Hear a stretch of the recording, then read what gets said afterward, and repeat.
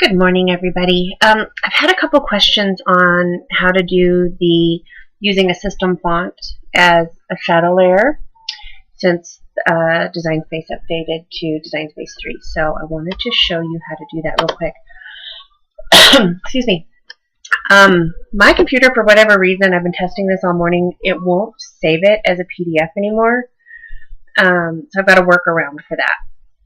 First thing you're going to want to do, though, is remove your grid lines. So just by clicking in this little corner in the top left, it's going to remove those ones, and then you're going to remove all of them. So there's the first thing. And then we're going to add our text, and I'm just going to put test. I'm going to move it up here. Whoop. And I couldn't do this on my Mac. I'm still learning my Mac, so I'm doing this on a PC. I'm sure there's a way to do it on Mac. I'm just not proficient with it yet.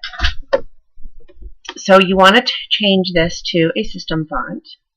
Oh, wait. So I'm going to click the font, and then up here, change it to system. And then I'm just going to find Arial Black works. It's a nice, big, thick, chunky letter. Okay? And then I want you to click off of it so that there's no boxes around here.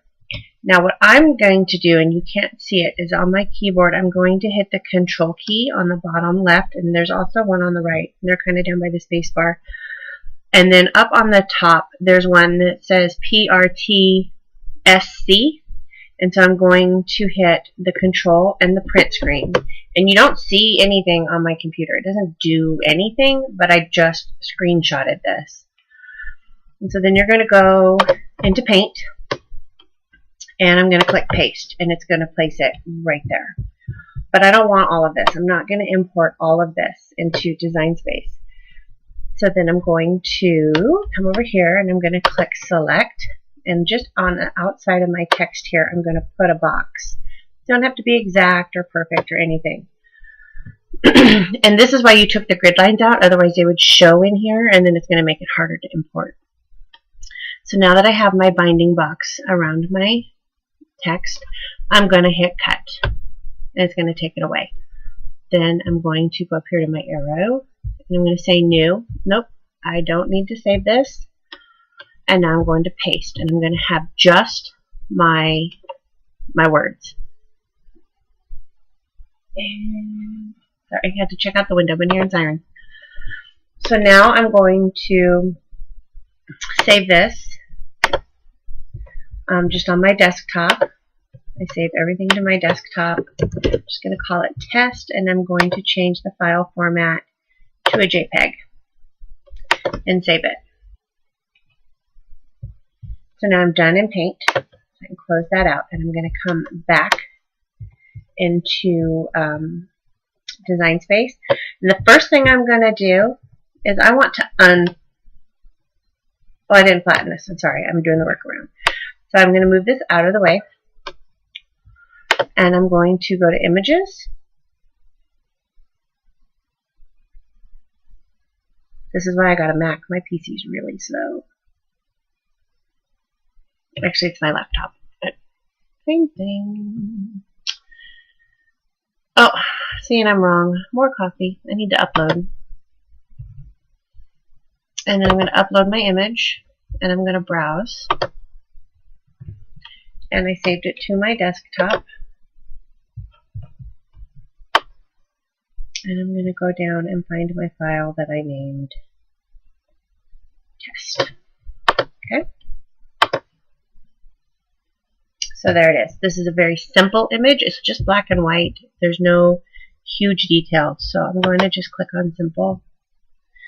And you get the green box, and then you get OK. And I want to select and erase. And so did you see that? I did select and erase, and then I clicked here. And all of this turned to that blue and white check. That means it's not going to import into Design Space. So If it was a more complex image, you would hit preview, make sure you have all of your parts and pieces selected, and then you're going to hit continue. And this is where you get to choose. Are you saving it as a cut file or a print file? So I'm waiting for it to finish up here so you can see.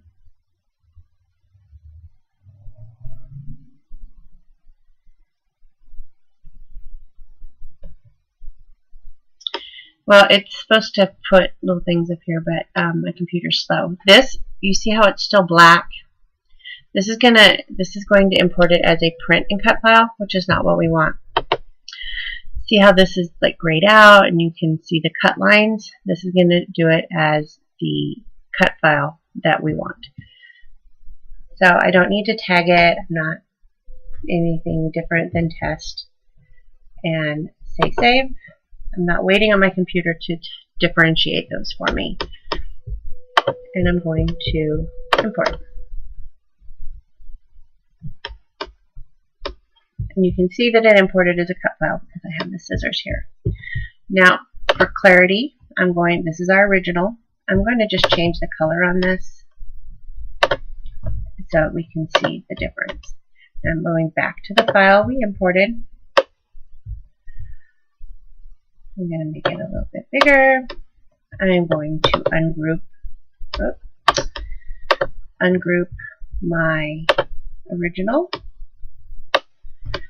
And I'm going to just size, kind of just place them there. You don't want to size these ones individually because now you have them ungrouped. But I'm just placing, and then I'm going to go back to this one, and at this point it's going to be easier to click over here and just size this down until, see, that's too small. So I need to make it a little bit bigger. And I just copied that to you. Did you see that? So we don't need that. And so you're just going to place these so that you have your little shadow. Oh, I didn't copy it. Oh my goodness, look what I just did. So easy fix, undo, undo, undo, undo, and now it's back. I could have also just copied this to you because they're the same size. So there's your workaround. This was a really simple font. So I would actually probably make this shadow layer a little bit bigger because you can't really see it. But there you go. That's how you can work around getting the binding boxes and in Design Space 3.